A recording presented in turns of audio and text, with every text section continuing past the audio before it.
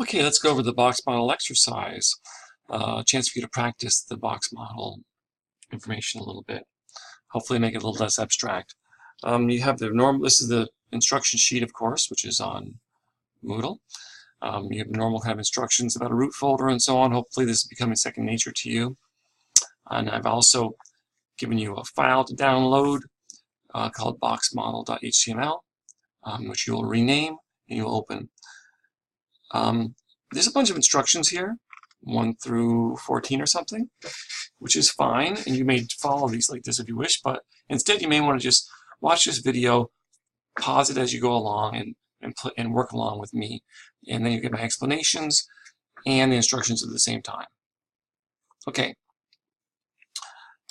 This is what the file looks like when you first get it. I've changed the title already, and you should change yours. And I'm going to run it. It's like a little resume file from me, sort of. Some of this is a little outdated, I'm afraid. And when it runs, it looks really strange at first. Really strange. What's going on here? Well, I have set it to show you all the boxes to get started, so you can start to see where the boxes are. This is all the boxes. And the code that does that is right here. And you can either delete that or comment it out now. And let's go ahead and run this again. Okay, so you'll see I've got no margins on this page, and I have well, obviously there's a div up here, which is my H1, H2, and then some other stuff, right? That's actually a block quote, I believe. And it's sitting at the edges of this color block, so that div obviously has got no padding in it. And then I have an H2, this must be an H3, and then a paragraph and a list. But take a look at this. See how the space here between this block and the H2 that doesn't go with it, these two things don't go together, is about the same as the space under the H2. And this is the problem. Out of the box, HTML and CSS, depending on what browser you use, the spacing that you get around things can be different. So you need to take control of that spacing and try to make it look and work better. And you would do that by perhaps adding space between things that don't get along, like these two, and perhaps taking some space away from the things that do go along, like this space here, or maybe even this space in here. But yet you want to have more space in here, right? Because these two things don't go along, but these two things do go along, so on and so forth. So spacing is one of the big reasons to use the box model, and you should definitely be using it on your resume pages. Okay, so let's go through some instructions and take a look at what we're going to do. First, you did change the title already, right? And you're following the other instructions. Let's add some margins to the entire page. That will be in the body element, in this case, right? So here we are. I'm in the CSS, of course, as usual. Let's just give overall margins. Whoops, lowercase. We want the margins in top and bottom to be 0. Yet we want the margins in the left and right to be 15%. We could have written 0, 15%, 0, 15%. We could have written it as 4 or as 3, or actually we just write it as these two like this. Let's save this and run it. And there we are. What's with the 15% margin? Why do we care about percentages? Well, one reason is if we make it smaller, we don't get the dreaded horizontal scroll bar. We have a page that adjusts in size. The margins remain. They're not a fixed unit, a fixed number. Okay. Well, let's do something else. This big div up here is a header div. I'll show it to you. In the HTML, see I have a div of header. It goes around this stuff here, right? I've given it an ID of header. So I should have a header div here. Here it is. It's where the color is. So let's give it some size so that we could use percentages. Well, let's start with a fixed number. Let's go ahead and give a size of 700 pixels. Whoops. I actually have to give it width. Okay, good. What has that done? Let's take a look.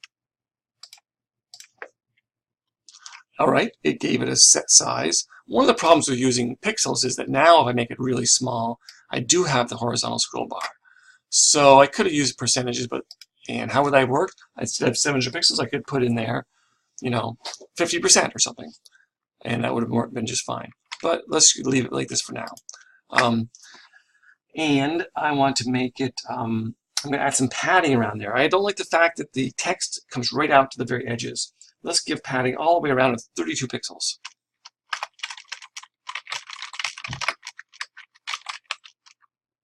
And let's center it at the same time. Let's give it a margin of auto. When you have a size, something that's a sized thing, margin of auto will center it. And padding is 32 pixels. And don't forget your semicolons or things are not going to work right. Okay, so now it's been centered. And look at the extra space I get. This, by the way, centers left and right, but top and bottom is not affected. I got all this extra space in here from the 32 pixels. It's not really an even amount of space because my H1 came with some padding to begin with, or margin to begin with. But look at the difference. All right, so now let's put some negative bottom margin on the H2 element in the header div. So here's the H2 element. The bottom margin is right here, right? We're going to use some negative margin on that. And we're going to use a margin bottom property. So let's go to let's find a header. We have to actually do, how do we get to this H2 as opposed to this one? This is a special H2. It's in this color box. We don't want it to affect here. We'll have to use a descendant selector. And I don't believe I already have one, so I'm going to have to type one. Let's put it right here. Okay, sure. This is going to be a hashtag header space H2. So in other words, this means the header that's within the H2, but not the other headers, right? And what I'm going to do for that, margin bottom, colon, minus 0.25 EM. A quarter of an EM, just a little bit. What does that do? Look at the difference. This is the space, it's the space right in here. It's just slightly less. It makes that hang together a little better. So that's the kind of thing you can do with negative margins. Remove margin from something. Now we're going to do some border information. We want to add, hold on just a moment. Okay, looking back at the instructions so I can get myself oriented. We're going to add a dotted style border to the H2 in the header of a certain color. There it is. But we're going to set the width of the bottom to 4 pixels, and the other side is going to be 0. That's a way to apply a border to everything but all sides, but only have it visible on one side, is to just give that side a size. So this is going to be, again, H2 header. So we're still in here. Here we are. We're still there. Good. How about border width?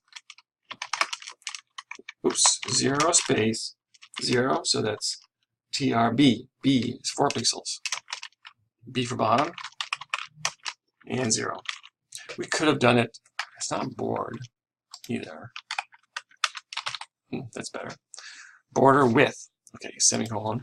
There's lots of different ways to write this to have the same effect. Let's give it a color. But we only have width on one part of it, so we'll only affect that part. Okay, how about 200, oops, comma, space, 160, comma, space, 160.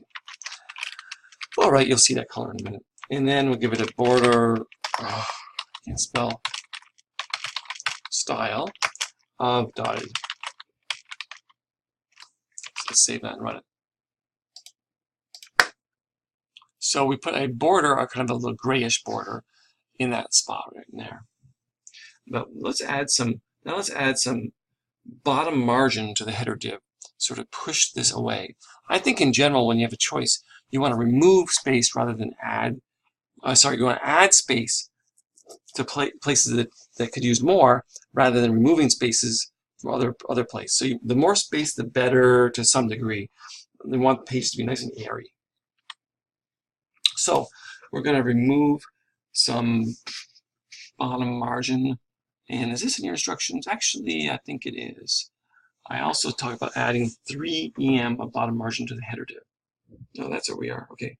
Yeah, adding 3 EM up to the header div. So here's the header. We already have some margin on the header, but we can do margin bottom.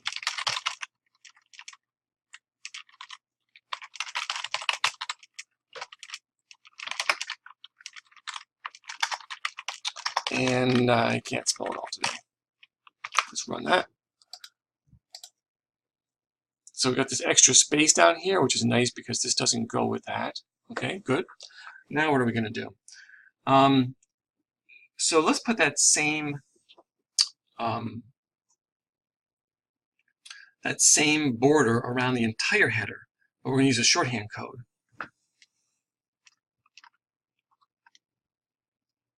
So we're dealing now with the whole header, right? So what are we going to do? The shorthand code would work like this.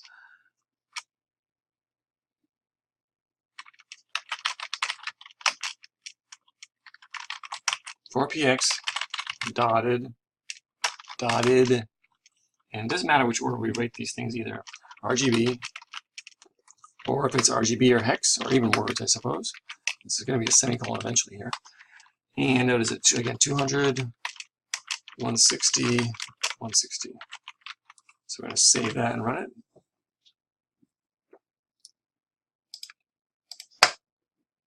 And we have a border around the entire thing. Do you not believe me? You could change the order of those things. Go ahead and try it yourself, and you can see that you can change them. Okay, so let's talk about the width of the box, okay? What is the visible width of this box? Well, we've got, at this point, the way this is written, what have we got? We've got a border, I'm talking about this box right here, the header box, of 4 pixels, right? And then 32 pixel of padding, and then a 700 pixels of the box, and then 32 again on this side, right? And then 4 again. If you added those up, it'd be 772. The margins are auto, so they don't really apply. Okay, we don't have set margins. But let's go. So that's the size of the box, and there'd be lots of reasons why you have to determine the size of a box. Now let's go see if I can find. Yeah, here it is.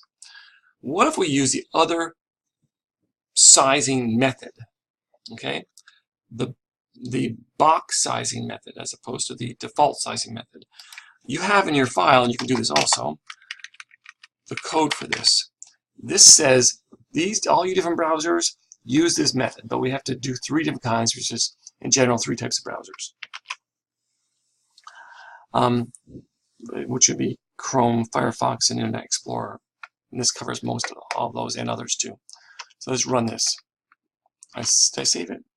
Always save first, remember. Nothing looks different, but does it? There is a difference. Look at the difference. The box, why is the box narrower here? Remember, this border box method, this visible width is different because it now sets this entire thing at 700 and it takes a space out of the inside. So it's a different box sizing method. Okay, that's the end of the exercise. So why don't you go ahead and save this and upload it, or perhaps instead move on to the extra credit. I'll tell you about the extra credit. In the extra credit,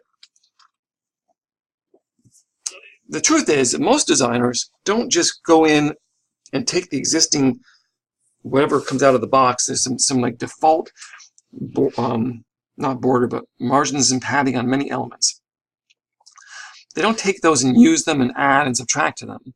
Instead, what they do is they will go in and do a reset all those things back to 0, and then start over, and then add things. So what I want you to do is a similar exercise that we just did, okay? Adding that margins and borders and padding to make it look similar to what we just did, but start with this reset file, which is another file to download. So this is the CSS in the file you're going to download is similar, but the only thing is it has this reset in it. I'll show you the reset. This is the reset, what the reset file looks like when you run it. See how the difference is? There's like no margin or padding to begin with. And the way I obtained that was by resetting all this stuff to 0. So do the same exercise over again, use that reset file instead. which would make you work a little harder.